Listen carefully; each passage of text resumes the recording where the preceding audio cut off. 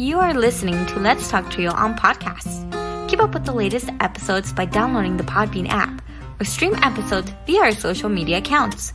Search for Let's Talk Trio on Facebook, Instagram, and Twitter. This episode is sponsored by Student Access. Student Access, the leader in Trio software.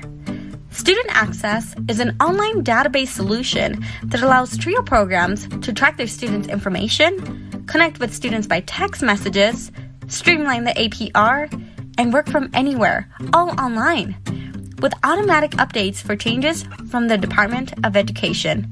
Their technical support team includes former Trio staff and has over 50 years of combined experience working with Trio.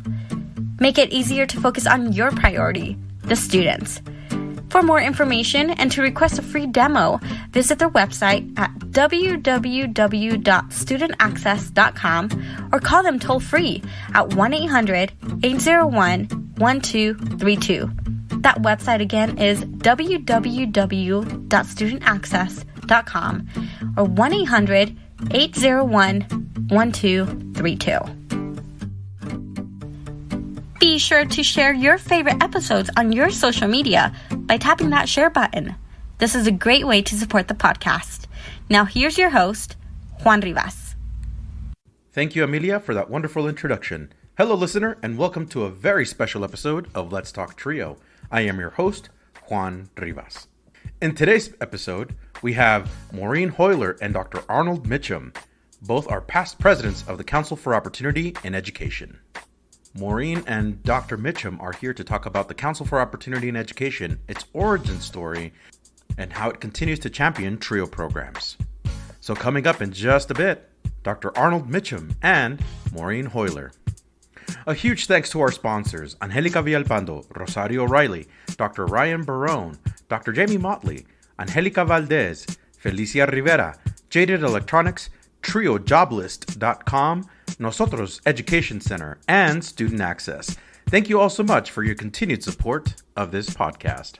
You too can be a sponsor of the podcast. Head on over to Patreon and search for Let's Talk Trio.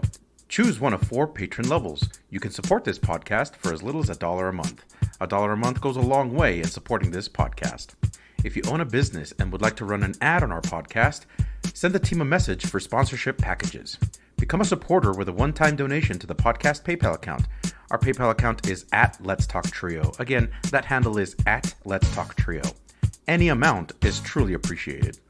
If you would like to nominate a participant, staff, or alumni to be on the podcast, send us an email at letstalktrio@gmail.com. That email again is letstalktrio@gmail.com. Again, a great episode featuring Dr. Arnold Mitchem and Maureen Hoyler with the Council for Opportunity in Education. Sit back, relax, and enjoy this episode.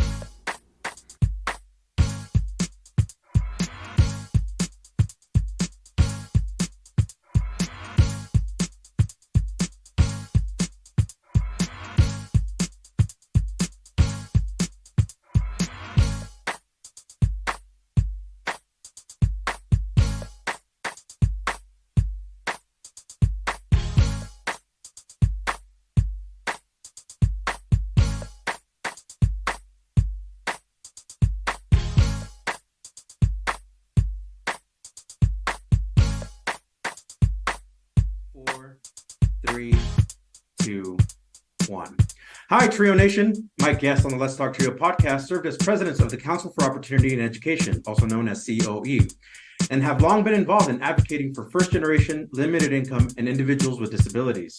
Ms. Maureen Hoyler received her BA and her law degree from Marquette University in Milwaukee, Wisconsin. Ms. Hoyler has been a voice for low-income, first-generation students and individuals with disabilities. As president of COE, she oversees management of the Washington office and the fiscal affairs of the association, while also serving as the primary liaison between the association and the United States Congress, the executive branch, and all governmental agencies. She is the official representative of the association with all other post-secondary educational associations. Dr. Arnold Mitchem received his Bachelor of Arts in History and Education from the University of Southern Colorado, now known as Colorado State University, Pueblo. He has a PhD in History and Philosophy of Education from Marquette University. He began his career on the history faculty at Marquette University in Milwaukee and has named the director of the Educational Opportunity Program in 1969. Dr. Mitchem started the Council for Opportunity in Education in 1981 and served as the president until October 2013. Welcome to the podcast, Maureen Hoyler and Dr. Arnold Mitchem. Hello to you both from Colorado. Hello. It's great to be with you today. Wonderful to be here. I am excited and extremely honored to have you both on this podcast. This is a long time coming. We appreciate your time and your energy today. Thank you. So it has been my goal to interview you all, the excellent folks at COE. This interview is truly a milestone for the Let's Talk Trio podcast. I just wanted to, tell us a little bit about yourselves. Well, Mitch, you go first, okay? Well, I grew up in Chicago and Colorado, Pueblo specifically, graduated from Pueblo Catholic High School, where I got a lot of great values. Moved on. They ended up, as Juan mentioned, in Milwaukee at Marquette University, and that's kind of my career. Came here in 1986, between 1974 and 86, when I was at Marquette. I was in Washington for at least 2 or 3 days or every month from that time until 86, until I got here, a commuter lobbyist, so to speak. But then I finally moved my family and all here in 1986. All along, I had the great support and help and genius of my colleague here, Maureen Hoyler, who started working with me, the college work study student, back in the early 70s and just kept on and has done an outstanding job. So here we are, Juan. Fantastic. So Ms. Hoyler, if you want, yeah. it might be good to talk with your audience a little bit about why TRIO is organized, what organized TRIO is. So Dr. Mitchem, actually, when he took over as director of the Educational Opportunity Program at Marquette, that was totally funded by Marquette. There was no federal money in that program. Mm-hmm. But during the first year of the program, Marquette applied for and received a federal, what now would be known as a special, as a student support services grant. At the time, with Special Services for Disadvantaged Students grant. So within a couple of years after receiving that grant, the offices of there was no Department of Education at that time. There was an Office of Education in the Department of Health, Education, and Welfare. And those offices were regional. So there was an office in Denver, there was an office in San Francisco, there was an office in Dallas, there was an office in Chicago. And the head of those offices in Chicago met with Dr. Mitchem and suggested that the people who worked in TRIO programs should form an advisory council to the Office of Education, the regional office. So that's how he got involved in organized TRIO. But Mitch, you might want to say a little bit about why being an advisory group didn't make sense to you. It didn't make sense to me, Maureen, because we didn't have any policy authority. We didn't have any program authority. They could roll us in and roll us out, and that didn't make much sense to me and didn't have a good feeling. And so we were professionals. Other professionals, like the student financial aid officers, they had an association, so that became a kind of a lighthouse for us, so to speak. Well, at any rate, make a long story short, in '72 in the Southwest, they created SWASAP, Southwest Association of Student Assistance Programs, and then around the Great Lakes followed in forming the Educational Opportunity Association. And I was privileged to be elected president. I used that platform to work with people in all regions and states to encourage people to create 8 other regional associations. And then finally in 1977 in New Orleans, brought 21 people together, the leadership of these 10 regional associations, including the one that represents where you are now, Aspire, which was formed in Park City, Utah in 1977. Wow. And there we decided to create the National Coordinating Council of Educational Opportunity Associations, which became the instrument and the vehicle for us to raise the money, do the policy work, and eventually open an office across from the Soviet Embassy in June of '81. Now, what's important to understand is that between '77 and 1979, in our work, we achieved a policy consensus from TRIO directors and staff all across the country. What do I mean by that?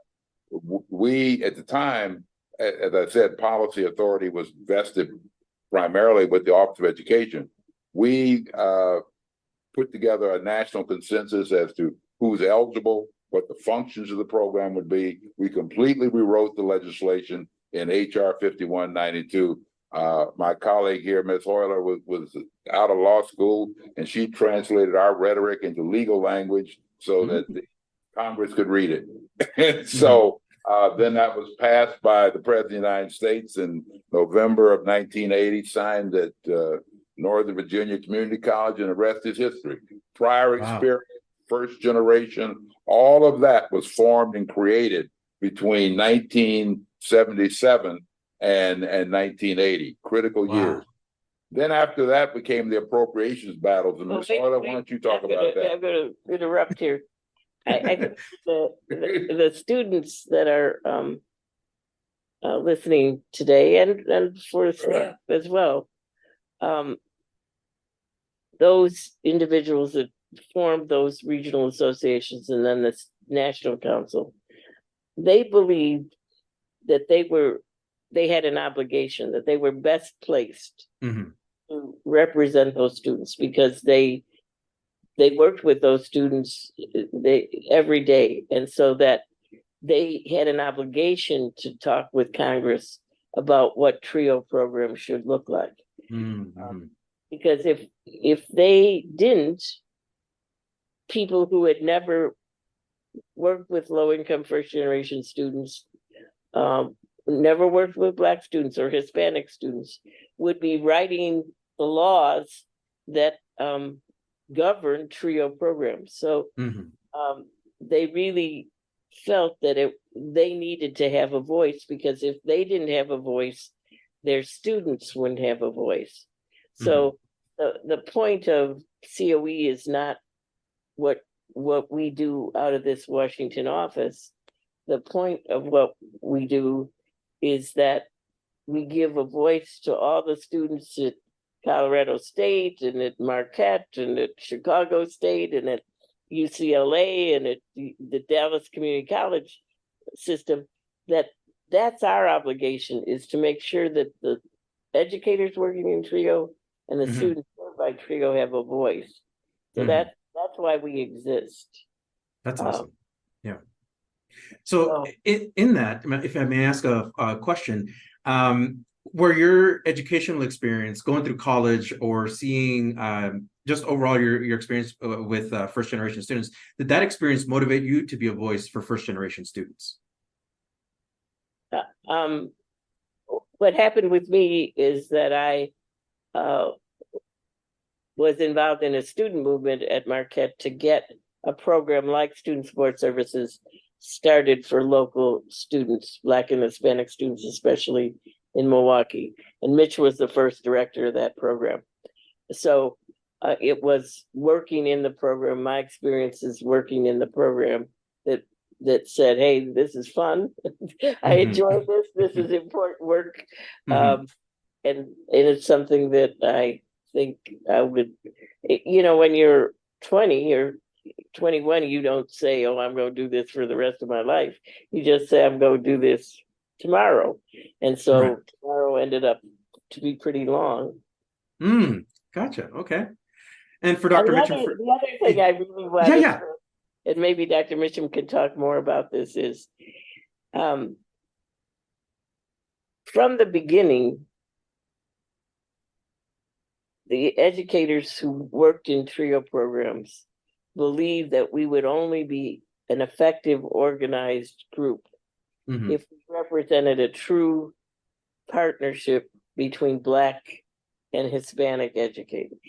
And it was critical. it was absolutely critical that Hispanic educators be at the table. And because TRIO came out of the civil rights movement, it had to be deliberate that Dr. Mitchem, as the organizer and the kind of the point of contact for these regional associations, had to make that absolutely clear that this wasn't this was a partnership that grew out, that was critical to TRIO. The Operational Rainbow Coalition. So it worked. It wasn't just rhetoric. Absolutely. Like getting that consensus, getting that law passed, where all of the Latino organizations in the United States supported COE when people tried to tear us apart using race and ethnicity as different tricks. You know the tricks, Juan. And absolutely. So we go for the tricks. And so we got the law and the land. So, but before we got the law, to be honest, Mitch always, probably in 1 out of 3 speeches that he's given in his life, he always talks about show me the money, because you can judge an effectiveness. Are we serving more students? Are we expanding the reach? Are we having more impact? So when in 1970, when Mitch first started going to Washington, as he said back in 1973, 74, we were very lucky because at that time in Washington, people were really interested in the experience of students, in the experience of the programs. And so a number of members of Congress and their staff welcomed him and his colleagues. They testified before a number of subcommittees, and their staff introduced him and his colleagues to other staff. So at the time he first started going to Washington, we had an appropriation. That means the amount of money that was spent in TRIO programs was $70.3 million. Okay. So, and it had been frozen it was frozen at $70.3 million for 3 years.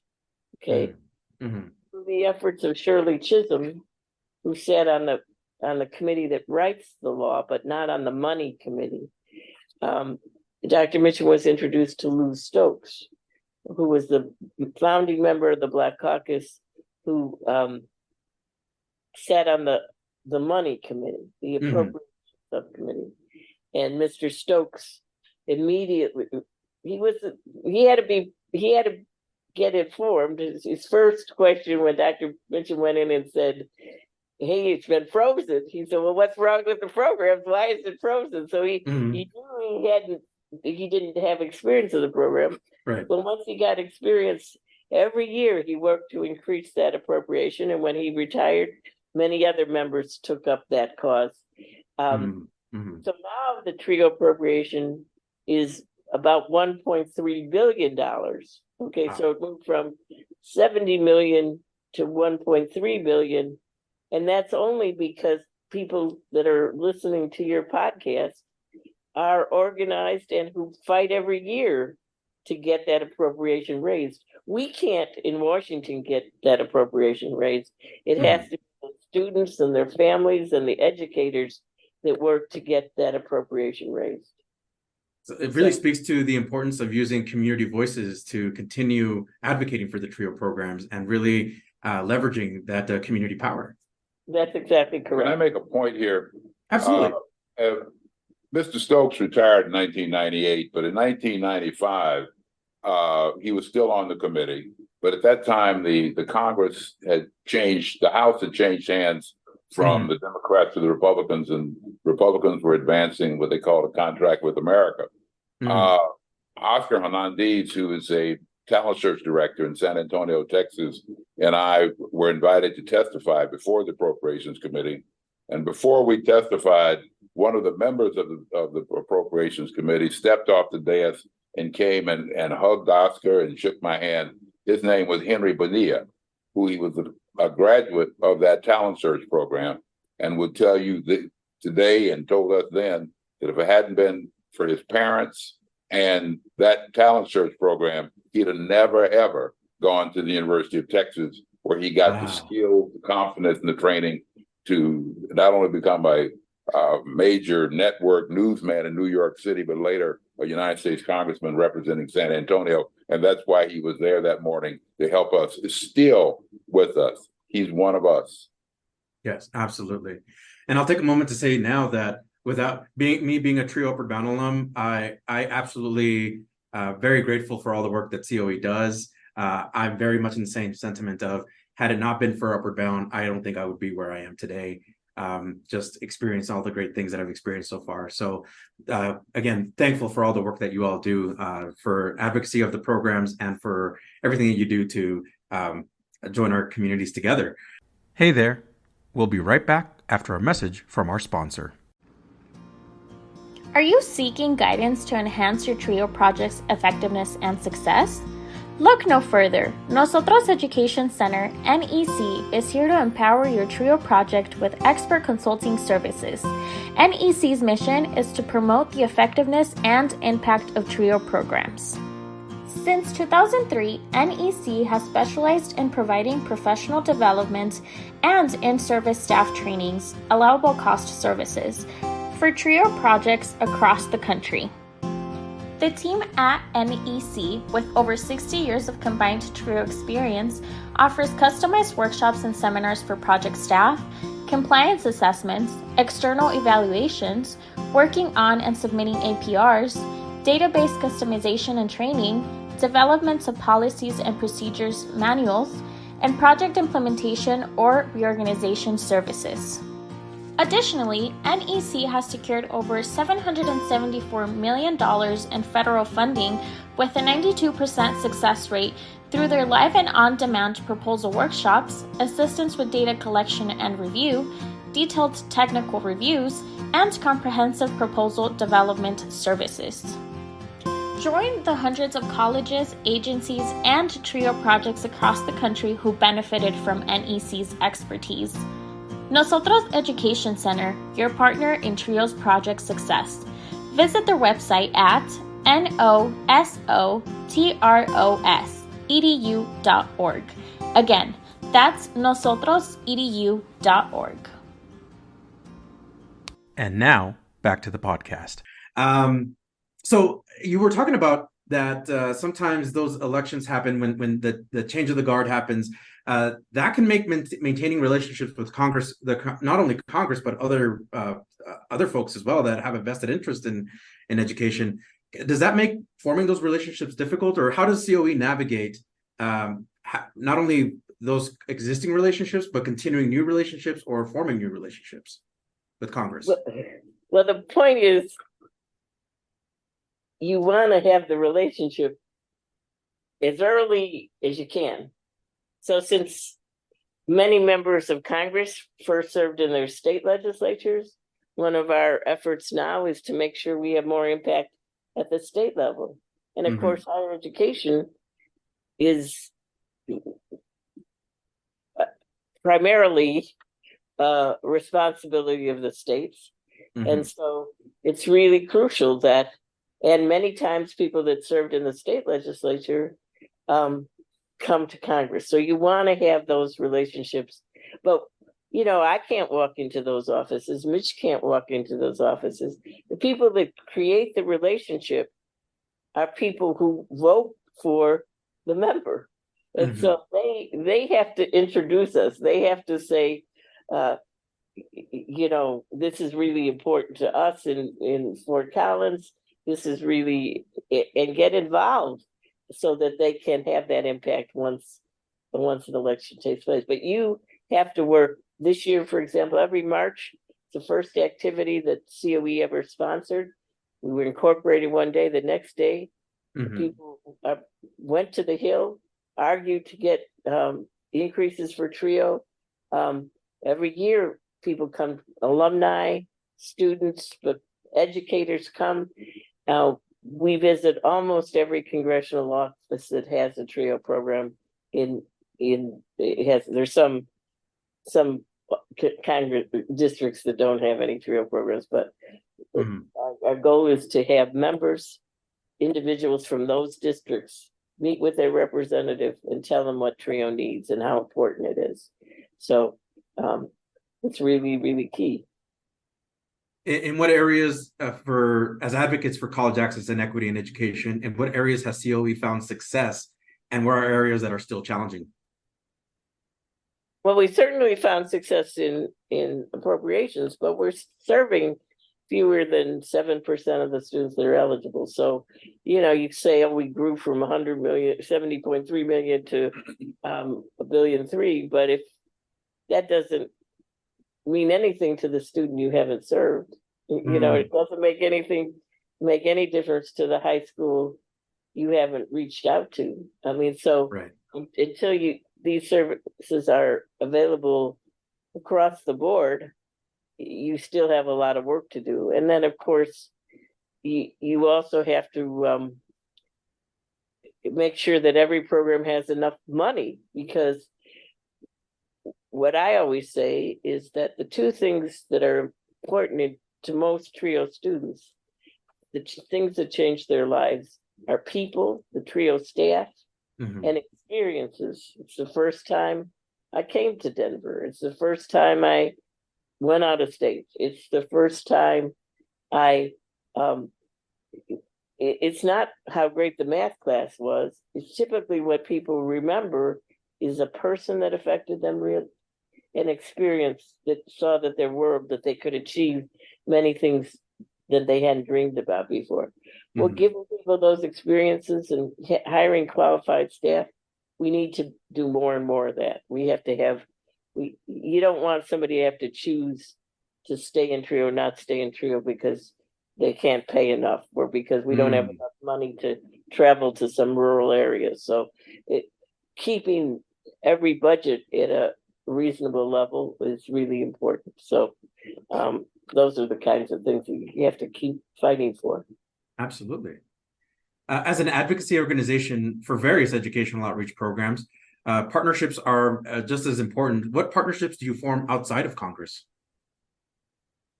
So we have a number of partnerships with corporations. Okay, a real big focus that we're building. You want every student who gets a degree, you want that degree to open up the world to them. And right now, minority students and low-income students sometimes don't get access to certain internships. They don't get access to certain leadership programs.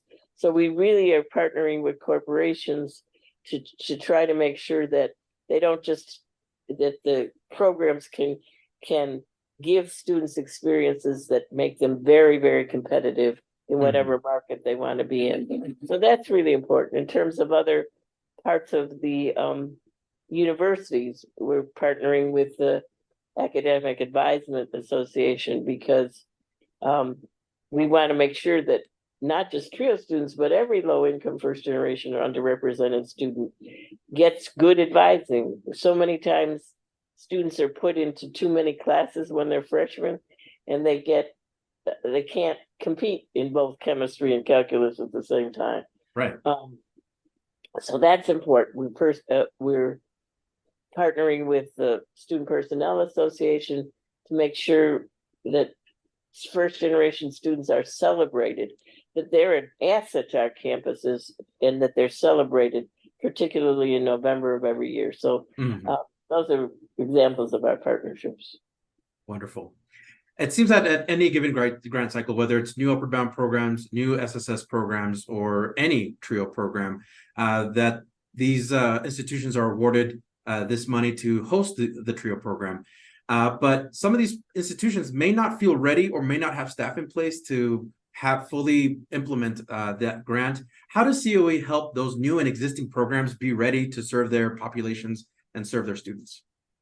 Well, we started even before even before they get the grant. So next week, I'm going to San Diego and we do proposal writing workshops and forums, because the next TRIO cycle people will be competing for student support services grants. So they wrote it 5 years ago, but higher education's changed a lot in the last 5 years. So you really want them to be thinking in new ways. So, and then we do a lot of professional development for new directors.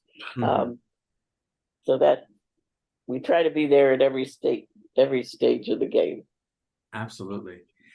Because COE strongly advocates for college access and outreach programs, and it's definitely critical for the public to continue voicing their support for TRIO programs.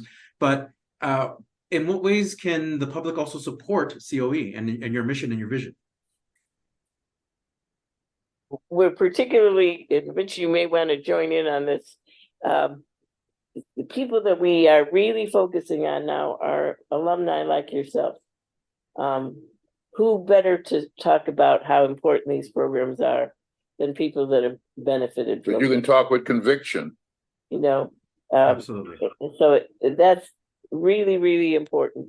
Parents are really, really important. How hard have they worked to give their students, their children, these opportunities? And how important has TRIO been to making their dreams possible? So, and again, our corporate sector, because how are they going to have a diverse leadership if they don't have people that graduate, a diverse group of college graduates to lead these organizations, whether they're schools, whether they're corporations, whether they're hospitals, whatever area of life. If we don't graduate leaders, we won't have a diverse leadership group, and that's problematic.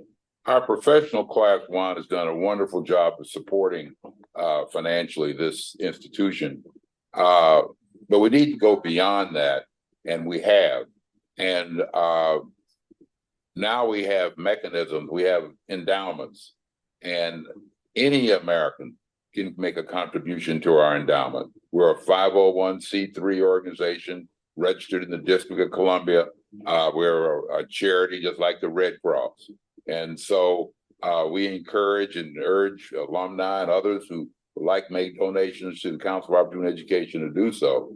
But Maureen is right. The emphasis is on corporations because that's where the money is. And they are the ones that benefit from the work of COE by providing them the human resources they need to drive their profits.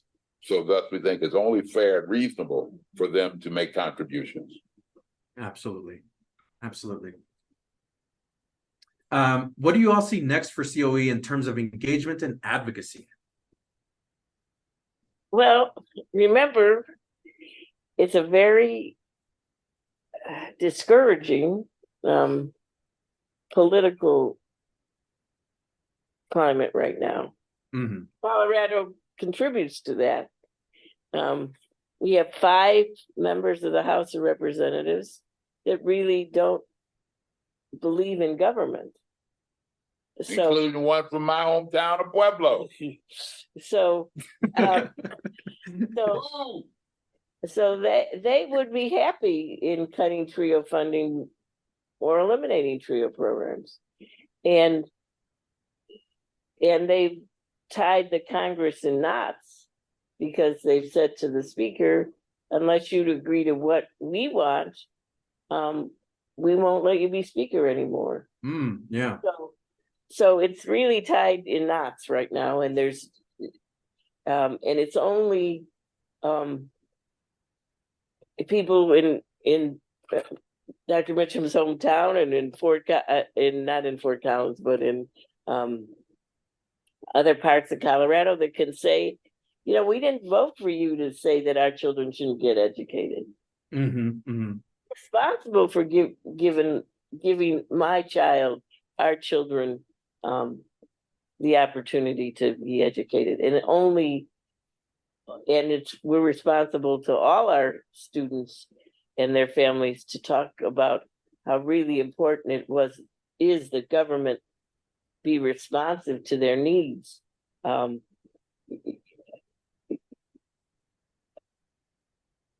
think that's really true. I mean, Okay. Absolutely. Now, I also hear, I think you have all informed me before this podcast took place, that a new president-elect or new president will be appointed to COE. Is that accurate? Is that correct? That's right. Kim Jones, who is our executive vice president, herself a lawyer, she'll be taking over very shortly as on October 1st as president of COE. Right. Right. Amazing. And I wanted to make this podcast really nice, short, and sweet. I appreciate all the time that you all have given so far, and really wanted the audience to get to know COE, get to know what you all do and the work that you're doing to advocate for TRIO programs. But now that we're kind of at the part of the podcast where I typically ask the guest is, what type of advice would you have for TRIO students who are listening to this podcast? We need them. We need them to fulfill all their potential. We need them to reach for their dreams, and there's a lot of people who want them to achieve their dreams. So they shouldn't be afraid. They shouldn't, we had a few weeks ago a number of students, high school students here for a student leadership conference. We've had people, these are high school students who've come to Washington and said, hey, I'm going to run for Congress. Hey, I'm going to run for public office. People should think about that. They need to represent their communities. They need to be principals of their schools. They need to be leaders. And so they should demand that their programs give them what they need, and their colleges give them what they need.